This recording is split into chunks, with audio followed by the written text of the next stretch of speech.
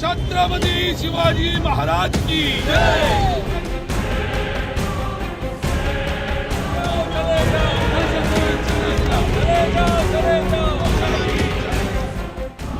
महाराष्ट्र में राज्यपाल के बयान पर सियासी बवाल।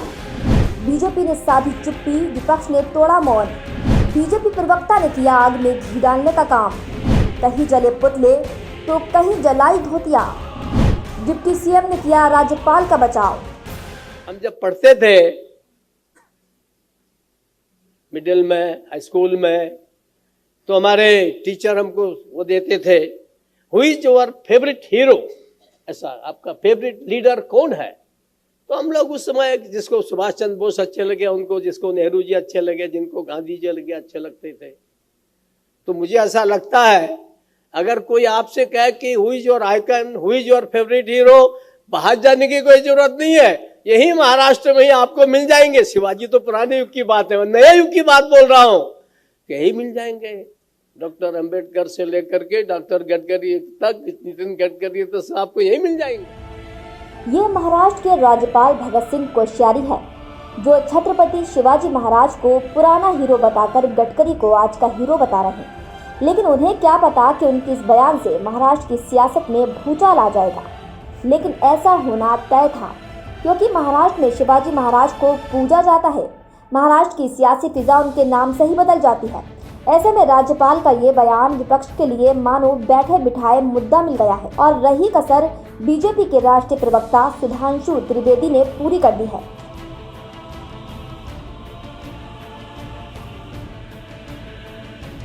सुधांशु ने तो ये तक कह दिया है कि शिवाजी ने 5 बार औरंगजेब से पत्र लिखकर माफी मांगी थी।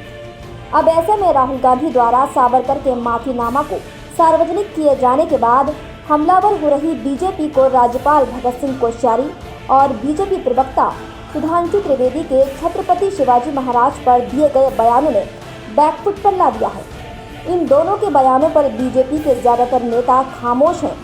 हालांकि उप मुख्यमंत्री देवेंद्र फडणवीस ने देर से ही सही लेकिन काफी सोच समझकर संतुलित बयान दिया है, जबकि विपक्ष के नेता इस मुद्दे पर काफी आक्रामक हैं। मांग करते हैं कि महामहिम कोश्यारी जी को महाराष्ट्र से बाहर भेजा जाए, इन्हें वापस दिल्ली बुलाया जाए। केंद्र सरकार तत्काल प्रभाव से इन्हें दिल्ली बुला ले। महाराष्ट्र में ऐसे महामहिम की कोई आवश्यकता नहीं है जो बार बार हमारे आदर्श, हमारे महापुरुषों का अपमान करते हैं।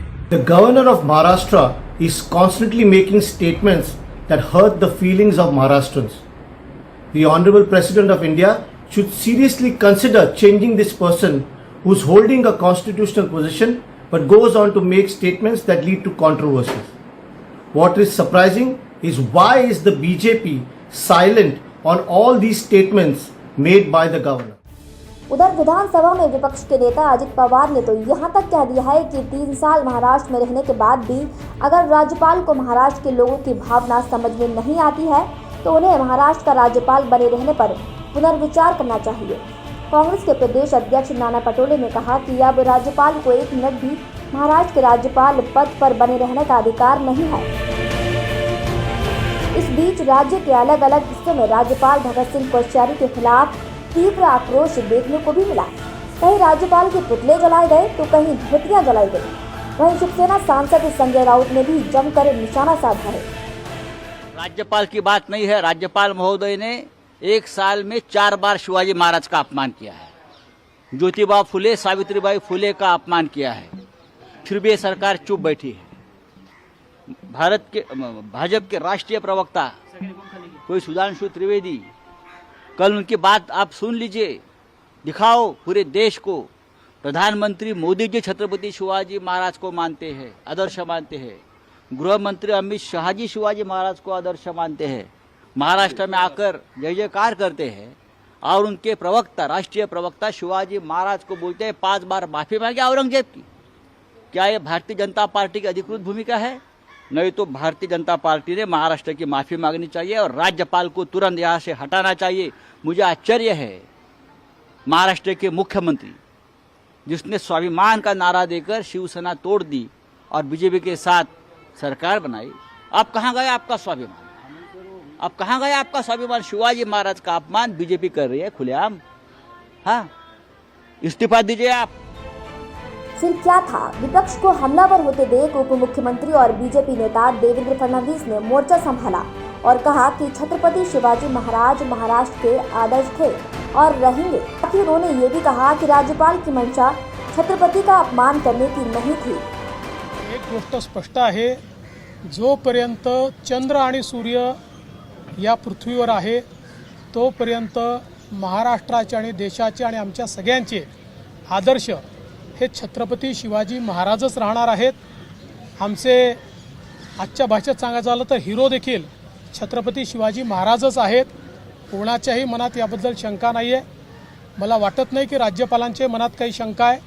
त्यामुळे राज्यपालांच्या बोलण्याचे वेगवेगळे अर्थ निश्चित त्या ठिकाणी काढण्यात आले आहेत, पण मला असं वाटतं की त्यांच्याही मनामध्ये असं कुठलाही भाव नाही आहे। छत्रपती शिवाजी महाराजांपेक्षा दुसरा कुठला आदर्श महाराष्ट्रात आणि देशात असू शकत नाही। सुधांशू त्रिवेदींचं वक्तव्य मी नीट ऐकलं आहे आणि कुठल्याही वक्तव्यात त्यांनी महाराजांनी माफी मागितली असं म्हटलेलं नाही।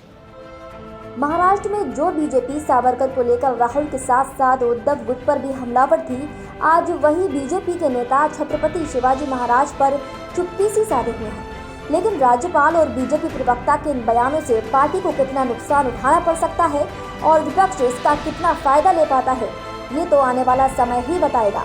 डेस्क रिपोर्ट, मुंबई महानगर।